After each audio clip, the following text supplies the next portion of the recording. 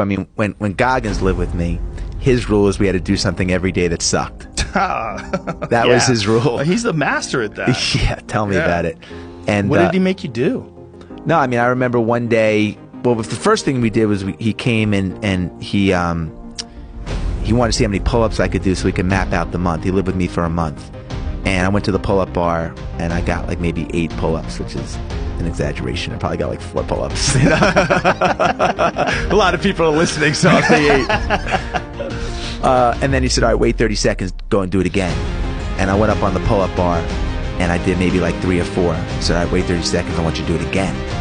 And I got up on the pull-up bar and I did maybe like 1, kipping, you know, getting my damn chin over the bar, barely. And I dropped down, I was a little jacked up, and I said, all right, well, what's next? He said, well, what's next is we're not leaving here until you do 100 more. We're not leaving the gym until you do 100 more. That day? Now. Like right now. Right now. So you had done like 7. I did like probably 7 or 10, and I was like, man, Goggins, that's impossible. And he said, you know, I already know what your biggest problem is. And he's like, the limitations you're putting on yourself are self-imposed. Get the fuck back on the bar. And, you know, Jesus Roger Christ. that, man. And I got up on the bar, and I over the course of an hour or 2, I did them. And that started our journey of like, you're about to go in a place where you've never been, motherfucker. You know? And, you know, we went, I remember one day I was sitting on the couch and in Connecticut where I was living at the time, and on the ticker on the TV, the emergency broadcast system came up. Stay inside. Freezing rain. Icy conditions. High winds. Stay inside. It was like beeping. Stay inside. And Goggins was like, this is amazing, man. Let's go for a run. And I'm like, they're telling us the exact opposite, man. They're broadcasting to the whole community to stay inside. Right. So we go for a 10-mile run in the blizzard, and we come home, and I lived on a lake, and kids are playing hockey on the lake. So we go down, and he takes his hand, and he moves all the snow off the ice.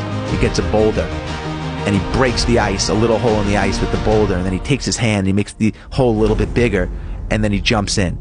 And then he points at me, and he takes his finger, and he signals for me to jump in. I'm not going in the fucking freezing cold water, because my mother told me as a kid in Long Island, don't go anywhere near the frozen water. If you fall in, you have like a minute, you know? Right. He's bathing in it.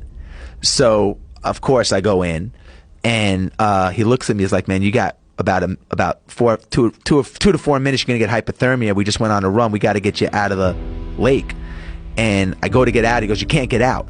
He goes, if your skin touches the ice, it's going to stick to the ice like the kid in Christmas Story, his tongue that sticks to the pole, you know? So he puts my shoes back on my hands and picks my ass up and puts my I put my socks on or whatever, and I bear crawl out of the ice, and I run up, and I see my wife looking out the window as I'm running into the house, and we come in.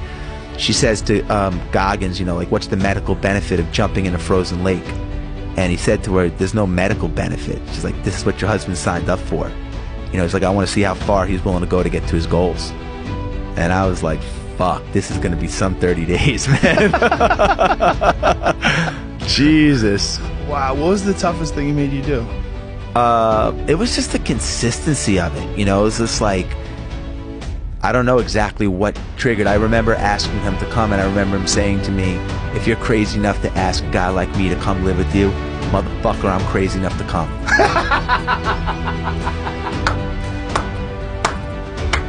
3 days later, he shows up with 1 bag. Knowing him, that is exactly what it would sound like if he said it with those crazy eyes.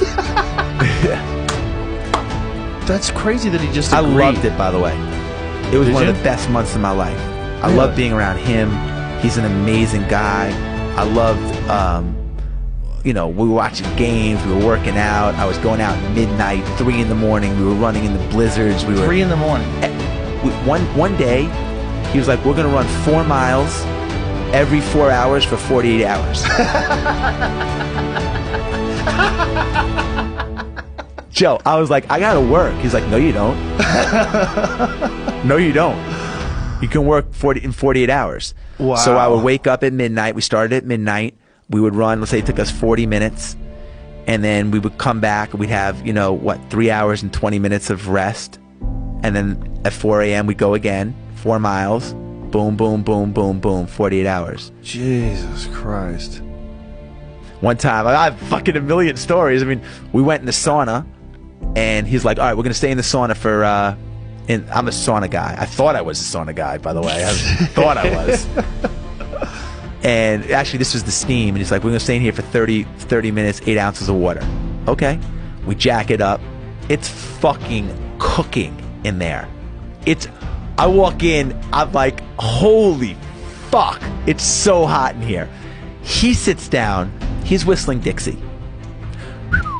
Like sitting in the corner doing his shit. I'm like, 8 minutes in and my water's gone. I've already drank my 8 ounces of water. And about 19 minutes in, I'm like, Goggins, I gotta get out.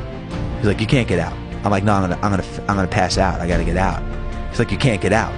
I'm like, no. And I didn't even wait for him to say no again, because I'm about to pass out. I can feel myself about to pass out. I open up the door. All the smoke from the steam room goes flying out of the door. I sit right in the chair. He comes storming out. And he looks at me. He's like, oh, fuck, you don't look good. I go, no, I'm going to pass out. He goes, we got to abort. Abort the mission. Like, we're not doing the rest of the 30 minutes. Like, I got to pass. That was the only pass I got. Because you almost died in the sauna. Or the steam room. I was fucked up. How did he end the 30 days? He left me a note on a Post-it. Thanks. That's it? That's it. Jesus. That's intense. Thanks. Yeah, thanks. Wow. Jesus Christ. My goodbyes are like long hugs. Yeah, right. Exchanging shit, planning. Thanks.